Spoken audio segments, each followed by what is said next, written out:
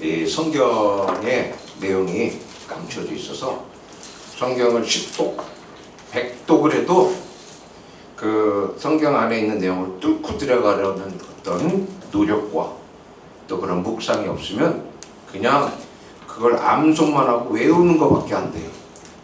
그래서 이 창세기 1장부터 이렇게 보면 내용들은 아는데 그 내용에 어떤 의미가 있고 그것을 통해서 하나님이 무엇을 말씀하시고자 하면 하나님의 의도, 하나님의 말씀이시기 때문에 하나님의 의도를 알아야 돼요. 내 의도가 아니라 하나님 의도. 그랬을 때 말씀을 통해서 하나님이 여러분에게 주시는 그런 큰 교훈과 또 하나님의 능력이 관해 있습니다. 6월 묵상 말씀 10편 34편 10절입니다. 젊은 사자는 궁핍하여 줄일지라도 여호와를 찾는 자는 모든 좋은 것에 부족함이 없으리로다. 네, 지금 시대가 아무리 힘있고 용맹한 젊은 사자들이 줄이는 시대예요. 참 점점 어려워집니다. 시대가 어려워지고 경제도 어려워지고 점점 사는 게 힘들어져요.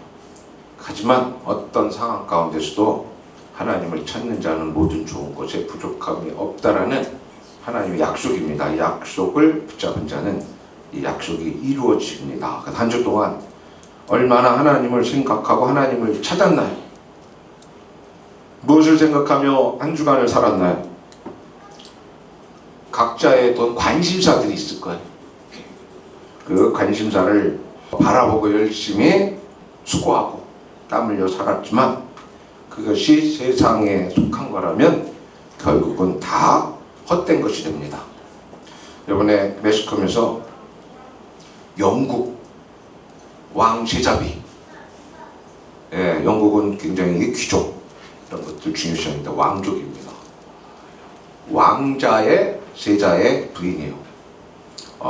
아들 둘에 딸이 하나가 있더라고요. 5살, 8살, 10살. 그리고 굉장히 아름다운 여자입니다. 품격도 있고 나이가 42살. 모든 걸 다 가진 그런 여성인데 암에 걸렸어요. 그래서 지금 6개월 만에 잠깐 이렇게 무슨 행사 때문에 비쳤다 그러는데 아무리 많은 것을 소유한다 그래도 순간에 그렇게 넘어갈 수 있습니다. 우리 지방의 소속 목사님도 저보다 2살 연상인데 주중에 간을 8cm를 잘라냈어요. 그리고 지금 순천병원에서 수술을 했는데 이제 악성인지 몸에 얼마나 퍼졌는지 그걸 이제 검사를 해야 됩니다. 그래서 사람이 바로 앞에 무슨 일이 생길지 참 모릅니다. 그래서 우리가 참 교만할 게 없습니다. 의사들이 건강관리하는 법들을 잘 알려줘요. 어떻게 해야 건강하고 운동을 어떻게 해야 되고 음식을 어떻게 먹어야 되고. 그런데 암은 어쩔 수가 없대요. 암이 걸리는 거는 의사들도 그 각자에 따라서 어떤 경로에 따라 그 원인을 알 수 없기 때문에 우리가 몸 건강을 유지하려고 노력은 해야 되지만 암은 모르겠다 이렇게 이야기를 합니다. 우리가 참 교만할 게 없어요. 믿고 의지할 분은 오직 하나님밖에 없다는 것을 여러분은 마음에 새기셔야 됩니다. 우리 언제 이 세상을 떠날지 모릅니다. 이제 점점 계절이 바뀌어가고 있습니다. 오늘 날씨도 더운데 오늘 교회에 오실 때 뭘 타고 오셨나요? 전철 타고 오신 분도 있죠. 수용차를 타고 오신 분도 있고 대중교통을 타고 오신 분도 계십니다. 지하철 탈 때 무료로 타시나요? 돈 내고 타시나요? 무료로 타시는 분도 있죠. 경로우대가 있어요. 경로우대. 65세 이상이면 지하철비가 무료인가요? 공평해요? 안 공평해요? 젊은 분들 불공평해요? 공평해요? 억지로? 근데 나이 드신 분들이 지하철도 공짜로 타는데 또 경로석에도 앉을 수가 있어요. 요즘 65세 이상 노인분들이 점점 많아져서 모든 좌석을 다 경로석으로 만들어 놔야 될 수도 있어요. 나이 드신 분들이 그걸 원하는 분들이 많아요. 그러면 젊은 사람들이 열심히 나가서 일하고 지쳐서 돌아올 때 좀 좌석에 앉아서 쉬고 오고 싶은데 좌석이 부족해지면 앉을 수가 없습니다. 경로석 자리가 비어 있어도 거기 앉으면 돼요, 안 돼요? 공평한가요, 안 공평한가요? 근데 저 같은 경우는 70이 돼도 거기 자리에 못 앉을 것 같아요. 앉았다가 야단 맞을 것 같아요. 65세 사람한테 제가 70이 돼도 좀 억울해요. 이게 몇 살 기준이도 없어요. 이렇게 겉으로 이렇게 많이 이렇게 연로해 보여야 앉아도 괜찮습니다. 사람들은 다 공평한 거를 주장해요. 공평해야 된다. 근데 공평을 바라보는 기준이 다 틀려요. 회사들도 임금 기준이 다 틀려요. 3천만 원, 4천만 원, 5천만 원, 6천만 원 그 이상도 연봉이 다 틀립니다. 공평한가요? 불공평한가요? 근데 회사에 꼭 필요한 기술자, 중요한 업무를 보는 사람 입장에서는 다른 사람하고 똑같이 받으면 억울해요. 더 받아야 됩니다. 어느 회사에 그 높은 직책 갖고 이사분이 출근은 안 하고 맨날 골프장 가서 골프만 쳐요. 가끔 회사에 왔다가 또 나가서 골프만 쳐요. 그런데 그러다가 돌아와서 어떤 일을 하나 딱 벌려놓는 일이 그 직원 3년에서 5년 내 임금들을 벌어드립니다. 그래서 나가서 뭘 하면서도 이렇게 머리 이렇게 생각 아이디어를 끌어내는 거예요. 그걸 갖고 와서 회사를 발전을 시킵니다. 그러니까 그 사람이 또 회사에 안 나오는 것도 불공평하다고 얘기할 수가 없어요. 그 사람 하나로 인해서 회사에 많은 수익이 발생합니다. 그래서 우리가 공평을 원하지만 기준에 따라서 어떤 사람이 볼 땐 공평하고 어떤 사람이 볼 땐 불공평해요.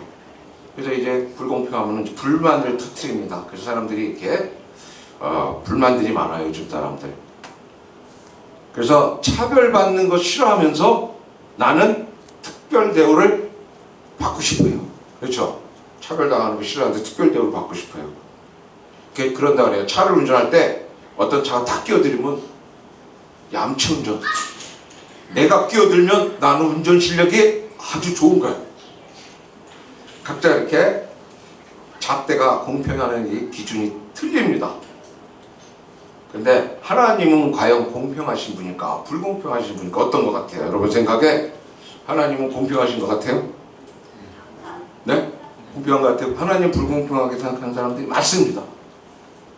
왜 하나님이 나한테 이러지? 왜 나한테는 하나님이 이래? 그래서 하나님을 참 불공평하게 생각을 해요. 성경에도 기록된 많은 것들 보면 하나님 참 불공평해요. 여러분 주말에 뭐하고 보내셨나요? 토요일날은 뭐 하셨어요? 푹 쉬었어요? 재밌는 뭐 영화나 드라마 보셨고 어디 외출해서 또 즐거운 시간을 보내실 수도 있습니다. 전 주말에 어디를 가지를 못해요. 이 주일 준비 때문에 설교 준비도 해야 되고 꽉 묶여 있습니다. 공평한가요? 불공평한가요? 네? 공평해요? 여러분 편에서는 공평해요. 다른 교회 목사님들은 성도분들한테 대접을 굉장히 잘 받습니다. 그리고 사례비도 받아요. 저 이번에 다른 교회 가서 설교를 하니까 봉투에 돈을 주는데 얼마인지 모르고 다시 그 교회에다 헌금을 하고 왔습니다. 기도원 갔을 때도 얼마인지 모르지만 봉투를 줘서 기도원에다 설교를 하고 왔어요. 이런 것들이 어떻게 보면 억울하고 불공평한데 하나님이 딱 개입되는 순간에 불공평이 없어져요. 하나님 없이는 불공평할 수 있는데 하나님이 개입이 되면 공평해집니다. 성경에서는 하나님은 차별이 없으신 공평하신 하나님이다 이렇게 말합니다. 그래서 모든 사람은 하나님이 정한 기준에 공평한 대우를 받게 돼 있어요. 하나님이 정한 기준에 여러분이 어떻게 하나에 따라서 그 결과를 여러분이 맞게 됩니다. 하나님 말씀 앞에 우리 모두는 차별이 없고 공평합니다. 그래서 하나님 말씀대로 산 사람들은 공평하신 하나님이라 이렇게 얘기하는데, 하나님 말씀대로 뜻대로 살지 않으면 하나님은 불공평하다 이렇게 얘기하는 거예요. 근데 모든 문제 중에 가장 중요한 게 죽고 사는 문제예요. 죽는 것, 사는 것. 모두 공평하게 다 죽습니다. 그죠? 여러분 다 죽어요. 이 세상을 떠납니다. 하나님 앞에 공평해요. 왜 세상을 떠나냐면 죄 때문에, 우리가 죄를 범했기 때문에 다 공평하게 죽게 되어 있습니다. 이 죽음에서 살아나는 것을 구원이라고 얘기해요. 유람선이 바다를 가다가 암초에 부딪혀서 침몰합니다. 침몰해서 사람들이 다 물에 빠졌어요. 죽어갑니다. 그때 그 근처에 있던 구조선이 연락을 받고 가가지고 한 사람 한 사람에게 한 명도 빠지지 않고 다 튜브를 다 던져줬어요. 다 튜브를 던져줬는데 어떤 사람은 살고 어떤 사람은 죽었어요. 누가 살았을까? 튜브를 붙잡은 사람. 어떤 사람이 죽었을까? 튜브를 안 붙잡은 사람. 공평하게 줬어요. 근데 붙잡냐 안 붙잡냐 해서 사느냐 죽느냐 결정이 돼요. 하나님이 여러분에게 공평하게 구원의 길을 똑같이 동등하게 여러분이 다 주셨어요. 그럼 구원 받냐는 이제 우리 각 개인한테 달려있는 것입니다. 근데 이 구원과 함께 영원한 생명을 얻는 구원과 함께 따라오는 많은 것들이 있어요. 이걸 전부를 받느냐 못 받느냐. 이제 오늘 그 부분에 대해서 한번 살펴보려고 합니다. 그래서 우리가 이 구원이라는 건 영원히 죽을 자가 영원히 살게 되는 것을 말합니다. 이 안에도 이렇게 구원받은 사람이 있고 구원받지 못한 사람도 있어요. 양계장에 있는 달걀이 어떤 달걀은 병아리가 되고 어떤 달걀은 그냥 생명이 없어서 썩습니다. 사람도 똑같아요. 똑같이 겉모습 똑같지만 어떤 사람은 영원한 생명을 갖고 부활을 하고 어떤 사람은 부활하지 못합니다. 영원한 생명에 그 옷을 입지 못해요. 계란도 유정란과 무정란이 있듯이 사람 안에도 이 생명의 씨앗이 있느냐 없느냐 겉으로 보면 똑같지만 다릅니다. 어떤 사람은 생명의 씨앗이 있는데도 잘 모르는 사람도 있어요. 내가 생명의 씨앗을 받았는지 못 받았는지 구원에 확신이 없을 수도 있어요. 그럼 제가 질문을 할게요.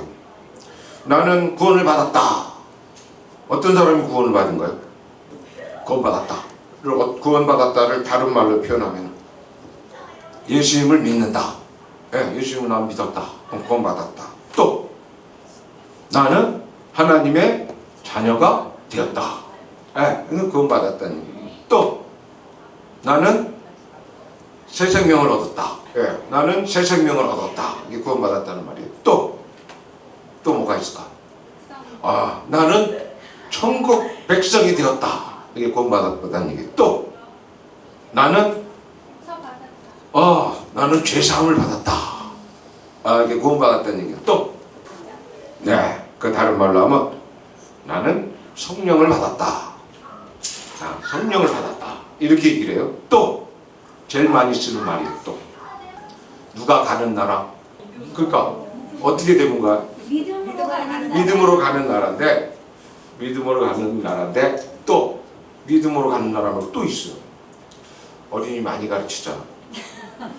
내가 답을 얘기하면 그럴 거예요. 거듭나면 가는 나라.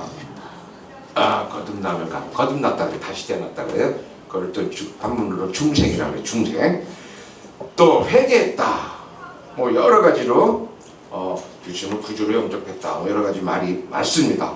이 모든 것 한마디로 영원히 죽을 영원히 살게 되었다. 이걸 구원이라고 해요. 가장 중요한 거는 여러분은 구원을 받는 게 가장 중요해요. 그런 다음에 무엇을 하더라도 먼저 구원받고 하나님의 자녀가 돼야 됩니다. 그 신분을 회복해야 돼요. 이 구원받는 것 차별 없는 하나님이 여러분 모든 사람에게 공평하게 적용을 받게 돼 있어요. 그러면 공평하신 하나님이 여러분 전부를 구원해 주시기를 원하는데, 그렇다면 영혼의 구원은 어떻게 받는 것일까?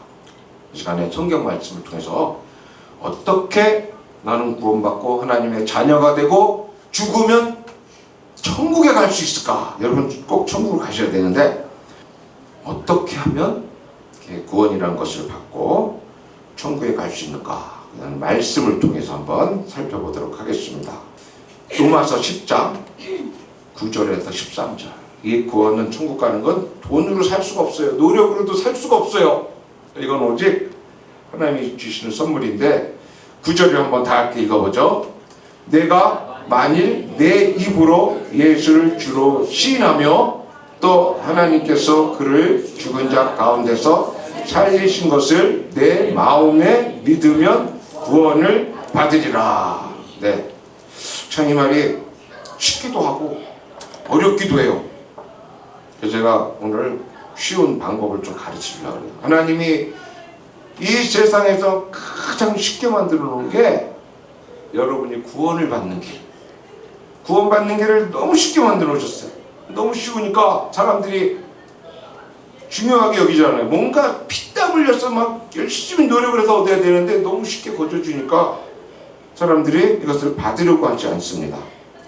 그래서 여기서 내 입으로 여러분이 예수님을 주다, 나의 생명의 주인이시다, 이렇게 고백하고 시인하면 됩니다. 어떤 분은 예수님이 나의 주인이 된다는 게 싫어요. 어떤 분은 예수님이 나의 주인이다, 나의 주님이다 그러면 너무 기뻐요. 여기서 또 나뉩니다. 그래서 첫째는 예수님이 여러분의 주님이 되셔야 돼요.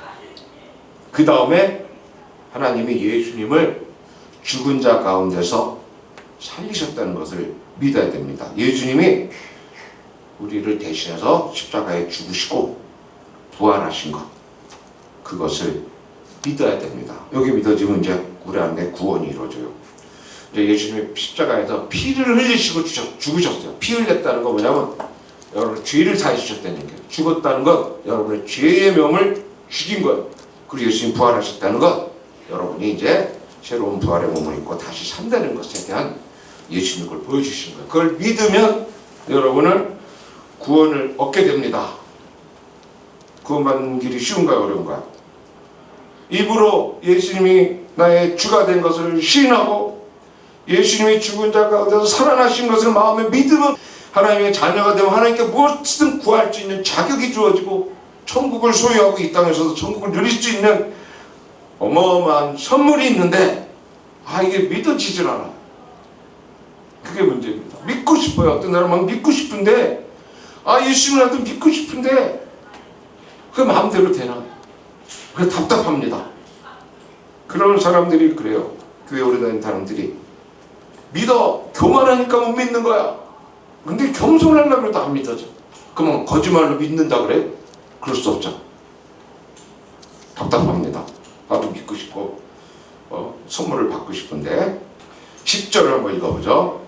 사람이 마음으로 믿어 의에 이르고 입으로 시인하여 구원에 이르느니라. 네, 마음으로 예수님을 믿고 예수님이 나의 주인이다, 주님이시다, 나의 생명의 구원자시다, 이렇게 시인하면 구원에 이르는데, 왜 이렇게 이게 참 믿어지지 않고 어려울까요? 어떤 사람은 예수님에 대한 얘기 듣고 바로 믿는 사람이 있어요. 바로 믿기로 결단을 하고 예수님을 영접하는 사람이 있어요. 어떤 사람은 예수 믿고 싶은데 10년, 20년, 30년이 지나도 안 믿어져요. 그래서 믿음 없이 이렇게 지내다가 교회를 떠날 수밖에 없습니다. 근데 여기에 어떤 비밀이 있냐면, 세상의 이치는 알아야 믿어요. 이렇게 보여야 믿어요. 이게 세상의 이치예요. 그런데 하나님은 믿으면 알게 됩니다. 그러니 우리 육신적으로 볼 때는 이해가 안 되죠. 근데 하나님은 믿으면 하나님을 알게 돼요. 그래서 결단을 하는 거예요. 너희가 믿으면 하나님의 영광을 보리라. 하나님의 영광을 보면 믿게 될 것이가 아닌, 너희가 믿으면 하나님의 영광을 보리라 이렇게 얘기하니까 주여 내가 믿나이다. 나의 믿음 없음을 불쌍히 여겨 주시옵소서. 믿음이 없는데 믿나이다 이렇게 고백을 해요. 그래서 먼저 여러분은 억지로 결단을 해야 돼요. 예수님을 믿기로 결단을 하고 예수님을 마음에 영접하는 것입니다. 그러면 그 이유는 이후의 일은 예수님이 알아서 다 해주십니다. 그래서 예수님을 그냥 의지해서 내가 아직 믿음이 없지만 예수님이 내게 믿음을 줄 것이다. 이거를 의지해서 이렇게 세례도 받는 거예요. 나의 믿고자 하는 결단입니다. 저도 이렇게 세례 받을 때 잘 몰랐어요. 받은 이후에 믿음이 막 성장을 하게 됐습니다. 그 믿음이 올 때까지 기다리면 10년, 20년, 30년 끝까지 안 올 수 있어요. 근데 마음을 열고 먼저 믿으면 영광을 보게 됩니다. 믿기로 결단을 하면 하나님이 여러분의 믿음의 눈을 열어주십니다. 그럼 믿음이 생겨요. 왜냐하면 믿음은 선물이기 때문에 그래요. 우리 안에서 나온 게 아니라 하나님이 주신 선물이에요. 그거 받고 나면 너무 쉬운 거예요. 왜? 아무 노력 없이 받았기 때문에. 그래서 여러분도 입으로 이제 시인하셔야 돼요. 고백하셔야 됩니다. 이제 집에 가셔서 이렇게 얘기하세요. 주님, 나는 죄인입니다. 영원히 죽을 나를 영원히 살게 해주시옵소서. 예수님을 나의 주님으로 나의 구원자로 받아들입니다. 그리고 예수님을 내가 믿기로 결단합니다. 이렇게 여러분이 마음에 이렇게 입으로 쉬는 고백하면 사람들에게 하는 게 아니라 보이지 않는 하나님께 얘기하면 이 결단을 하면 여러분 안에 이런 믿음의 씨앗이 심겨지기 시작해요. 그래서 예수님이 여러분 안에 들어오셔서 여러분의 구원을 이루어 가십니다. 여러분의 생각이 바뀌게 돼요. 여러분의 삶에 조그만 어떤 양심이 살아나서 평상시에 했던 행동들이 마음에 걸리기 시작해요. 그 음성을 잘 따라가면 여러분이 성장을 하면서 내 안에 믿음이 들어왔구나. 내가 천국을 소유했구나. 이런 거를 알게 됩니다. 그래서 세례는 죄의 몸을 벗고 그리스도로 옷을 입는 거예요. 옷이라는 게 뭐냐면 신분을 얘기해요. 군인들이 옷을 따라 계급장이 다 있어요. 장군 옷도 있고 또 사병 옷도 있어요. 경찰관도 경찰복을 입으면 경찰인 줄 알아요. 의사는 의사 가운 있고 환자는 환자 가운 있고 죄수는 죄수 가운이 있어요. 소방관, 경찰관 모든 직종에 맞는 옷이 있는데 죄의 옷이 있고 그리스도의 옷이 있습니다. 여러분이 그리스도로 옷을 입어야 영원한 천국에 들어갈 수 있는 자격이 주어지는 거예요. 그래서 예수님으로 여러분 옷을 입어야 됩니다. 그래서 새 몸을, 새 사람을 입는 거예요. 그런 사람들은 이제 영원히 멸망치 않게 됩니다. 11절에 다 읽어보죠. 성경에 이르되 누구든지 그를 믿는 자는 부끄러움을 당하지 아니하리라. 아니, 내 마지막 때 모든 사람이 다 수치를 당하게 돼 있어요. 하지만 예수 믿는 자는 부끄러움을 당하지 않습니다. 예수님이 여러분을 영접해 주세요. 천국으로 인도해 주십니다. 12절 다 함께 읽어보죠. 유대인이나 헬라인이나 차별이 없음이라. 한 분이신 주께서 모든 사람의 주가 되사 그를 부르는 모든 사람에게 부요하시도다. 네, 유대인은 하나님의 백성이에요. 선택받은 백성. 헬라인은 이방인이에요. 다 차별이 없습니다. 한 분이신 주께서, 유일하신 하나님이 모든 사람의 주가 되셔서 하나님을 부르는 자, 그를 부르는 모든 사람에게 부요하시도다. 부요라는 뭐냐면 부족함이 없는 풍부한 것을 얘기해요. 그 부요하신 하나님이 부요하게 해줍니다. 그 모든 것을 가진 하나님이 주의 이름을 부르는 자에게 모든 필요를 다 충족시켜 준다는 거예요. 주의 이름을 부르는 자와 주의 이름을 부르지 않는 자에게 나타나는 이 두 가지 현상들, 이것이 하나님의 공평입니다. 부르지 않는 자가 처해지는 상황, 부르는 자가 처해지는 상황, 이게 하나님의 공평이에요. 그래서 13절 다 함께 읽어보죠. 누구든지 주의 이름을 부르는 자는 구원을 받으리라. 그래서 주의 이름을 부른다는 건 주여 당신이 나의 주님이 된 것을 믿나이다. 나를 도와주시옵소서 하고 이렇게 도움의 손길을 내미는 자는 거기서 구원을 건전함을 받는 거예요. 그래서 먼저 여러분이 이런 결단을 하는 거예요. 내가 예수를 믿겠다. 그 믿는 자에게 구원을 믿음을 선물로 주시는 거예요. 이게 아주 단순한 건데 우리의 이 지식적으로 머리로 생각하면 말이 안 됩니다. 그래서 이걸 받아들이지 못하는 거예요. 그리고 어린아이가 응애하고 태어나면 아무것도 몰라요. 이제 성장을 해야 돼요. 그런 것처럼 이제 구원 새 생명을 가진 사람은 이제 영적인 성장을 이루어 가는 것입니다. 그래서 로마서 2장 6절부터 13절을 보죠. 이 공평하신 하나님이 각 사람에게 그 행한 대로 보응하시되 그 행한 대로 다 갚아주는 거예요.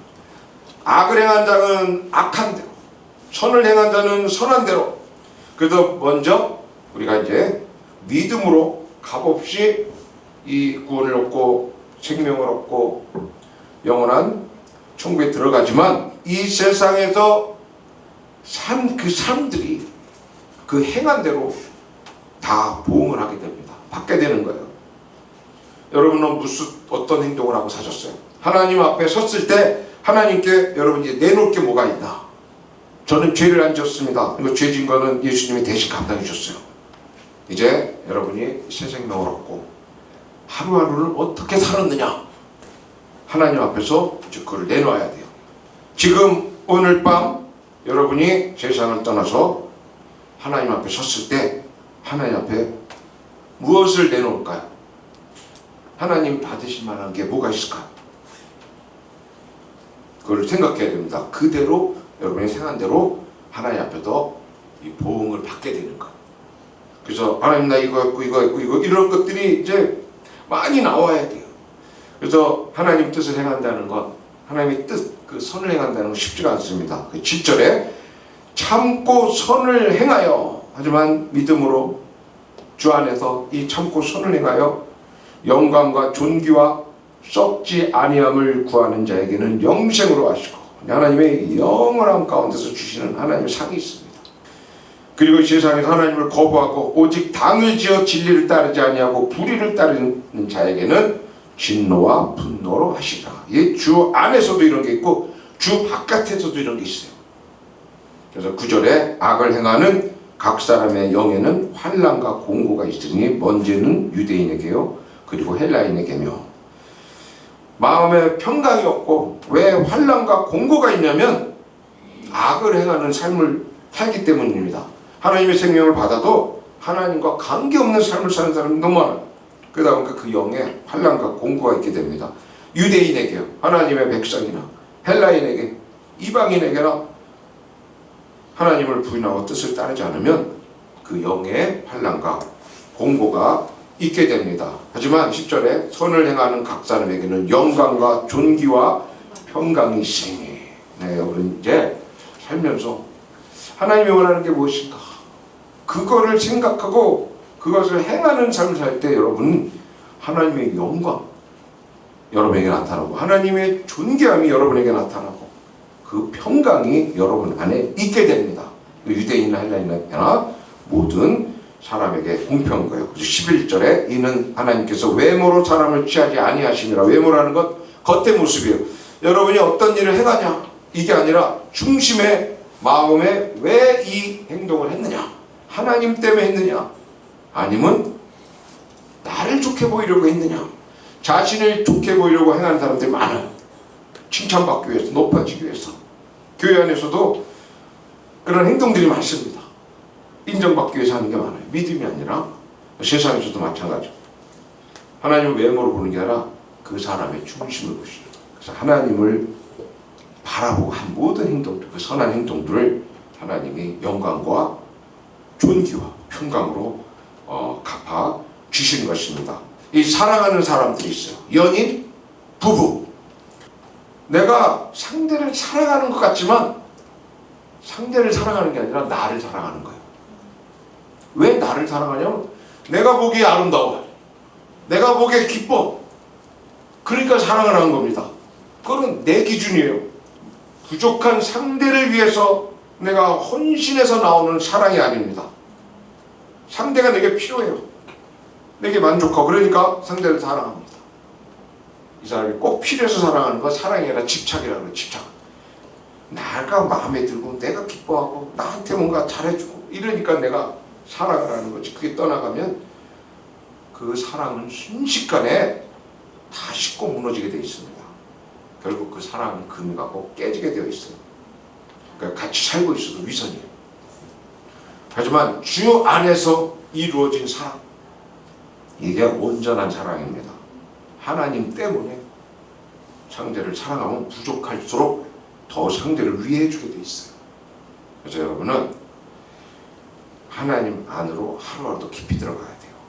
주 안에서 하지 않는 모든 것들은 다 가짜입니다. 12절에 보면 무릇 율법 없이 범죄한 자, 하나님의 법이 없어요. 하나님을 모르는 자는 율법이 없이 망하고, 율법이 있고 하나님을 알지만 율법이 있고 범죄한 자는 율법으로 말미암아 심판을 받으라. 율법을 범함으로 심판을 받아요.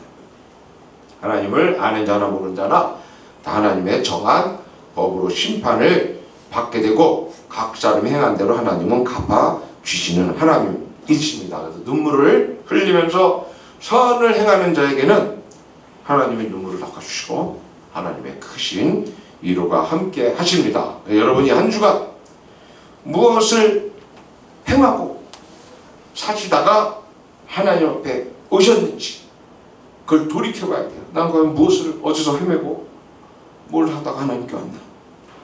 그래서 하나님 앞에서 내 삶을 돌이켜보고 제 방향을 제대로 잡아야 됩니다. 13절에 보면 하나님 앞에서는 율법을 듣는 자가 의인이 아니요 오직 율법을 행한 자라야 의롭다 하심을 얻으리니. 네. 율법을 듣는 자, 하나님의 말씀을 듣는 자가 의인이 아니고 율법을 행하는 자가 의롭다 하심 얻는 거예요. 첫째는 믿음으로 의인된 거는 믿음으로 구원 얻지만 그 다음엔 행함으로 의인이 돼야 돼요. 행함으로 그게 나타나야 됩니다. 이 두 가지가 꼭 필요한 거예요. 구원받을 만한 믿음. 구원받을 만한 믿음은 우리가 입으로 시인해서 예수를 믿으면 구원받을 만한 믿음이 주어진 거예요. 근데 더 나가서 승리하는 믿음, 이기는 믿음을 소유해야 됩니다. 그걸 통해서 여러분은 천국을 확장시키는 거예요. 그 구원받는 믿음, 그 부끄러운 믿음, 거기서 머물지 마시고 여러분은 한 발 더 나가서 승리하는 자가 되셔야 됩니다. 이게 하나님이 기뻐하는 거. 그런 자에게 하나님은 영광을 주시고 존귀하게 해주시고 평강을 주시게 됩니다.